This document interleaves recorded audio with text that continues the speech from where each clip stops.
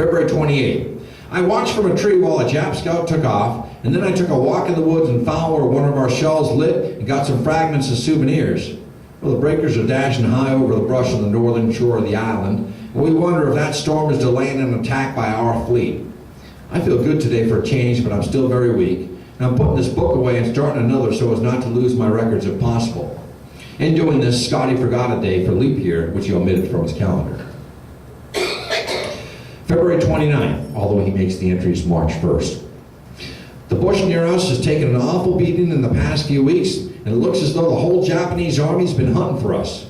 We had a good night's sleep and I'm feeling better, but what we need now is a wheelbarrow to help us walk again upright. After closing our February book, I tied it up in a package with some tools and a neat bundle, and then I took him to a hollow cache tree 50 feet northeast of our camp where we had 6 more packages hid. I slid them into the tree through a hole about 6 feet from the ground and heard them fall into the hollow stump with the others. My plan is to come back one day and get them when Uncle arrives, and in the meantime they're safe and dry. At 10 o'clock, a big tractor with a bulldozer came through the brush like an elephant and pushed that tree right down towards our camp. Then he backed up and got some more trees and piled them up. Our other diaries were buried 6 feet under the earth, and we saw the bulldozer moving near us, and we heard words in English and assumed some Americans were still at work. March 1st. If God will only send some rain, we'll catch it for ourselves. I looked out at my broken cache tree sticking up from the ground and debris 4 feet deep.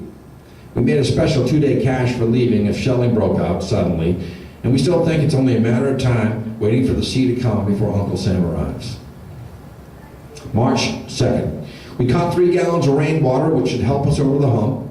We went and watched with envy a Jap building going right up inside of our dugout with 8 of our carpenters working on it. One is Davis and another guy is Dick Myers, also a good friend. I may slip them a note if I get a chance. They seem to have only one guard and he doesn't seem to rush them. Everybody seems good and well fed, but I still think we're string out of luck as long as she lasts. March 3rd. Building progressing fine, 200 feet from us, and we know several workmen, but we shall not make an effort to contact them. Fred wants to go join them. I'm afraid he's going to stay with me until all the food is eaten, and then he'll join them. Fat cat, Fred. March 4th. Well, the hammering goes on nearby while I read Hilton's Random Harvest. I'm getting a little exercise, but I'm very tired. March 5th. The Japs nearly stepped on us. I've lost terror. Any terror that I had of them at first now has gone away, now that I see many of our boys working around them. The Japs used a decoy trail that I made about a half hour after I finished it.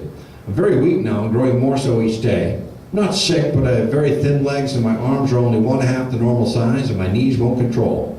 I just stumble along wherever we want to go. Still, when I sit or lie down, I'm perfectly comfortable and not really ill.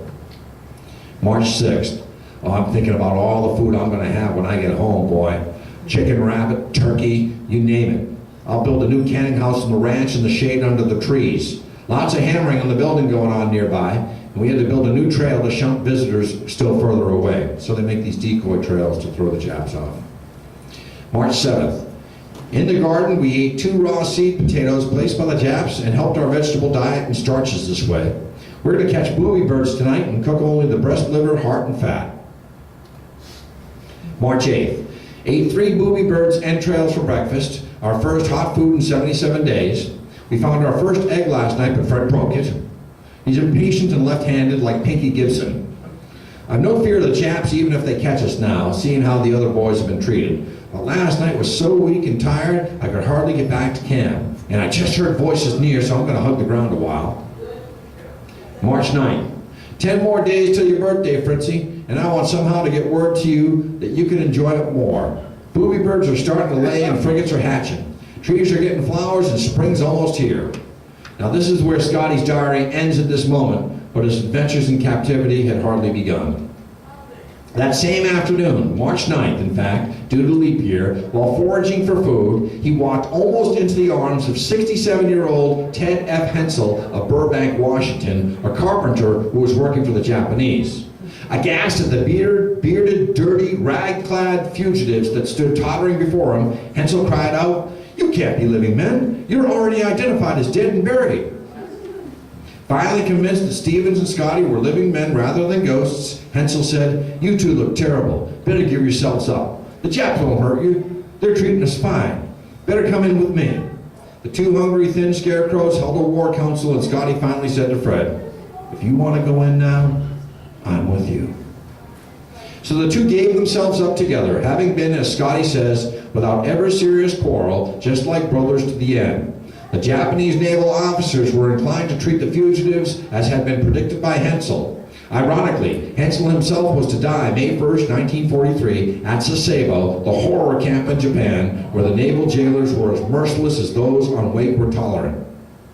An official interpreter named Katsumai, however, claimed that he had two men who were spies planted by the Americans.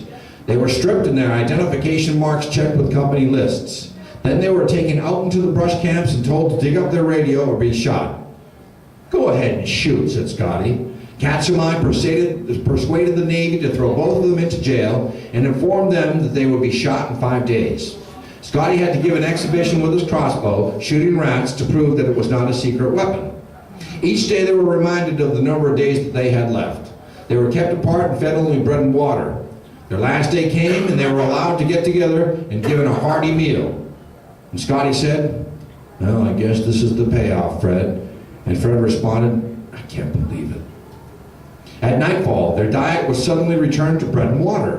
Katsumai came in and he informed them that their shooting sentence had been postponed because Tokyo had failed to give its approval. Both were released and told that if they returned to the brush, they would be shot. On March 20th, his wife's birthday, Scotty returned to the brush, found his cache tree, and dug out his diary. 2 months later, the fugitives saw what they had missed when the Japanese executed Julius Hofmeister of San Francisco for stealing liquor and being a troublemaker. As Scotty saw it, a grave was dug 2 feet wide by 5 feet long. The Japs made Hofmeister crouch on his hands and knees, and then a Jap officer took his sword, laid the blade once against the American's neck, brought it back like a golf club, and then down on his neck, severing his head with a single blow. His arteries spurted blood into the trench, and the body was placed there and covered. Japanese were brutal. Still inseparable, Scotty and Fred were taken in September 1942 to Sasebo Camp, where 53 Americans out of 265 from Wake Island died in 18 months of hard labor and starvation, with many cases of pneumonia and beating. They survived and were found in Camp 23 in central Kyushu by the Chicago Daily News correspondent accompanying prisoner recovery teams. So, what happened on Wake Island? Well, there were 820 killed on Wake Island, 820 Americans. Japanese suffered 1 light cruiser heavily damaged. We sunk 2 destroyers and 2 patrol boats. We shot down 7 or 8 aircraft and damaged 20 more. United States Marine Corps history estimates that 21 aircraft were shot down and 51 aircraft were damaged by flak. 130 were killed, 49 wounded, and 2 missing in action in the battle. Americans lost 12 aircraft.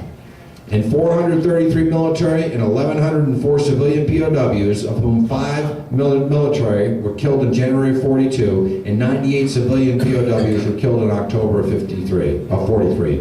In addition, 15 military and 82 civilians died as POWs. So this is where I got it. George Weller, a reporter out of Chicago, wrote the book First into Nagasaki. That's my talk for tonight. I appreciate your patience and your time. This has been the Robinson Crusoes of Wake Island. Thank you very much.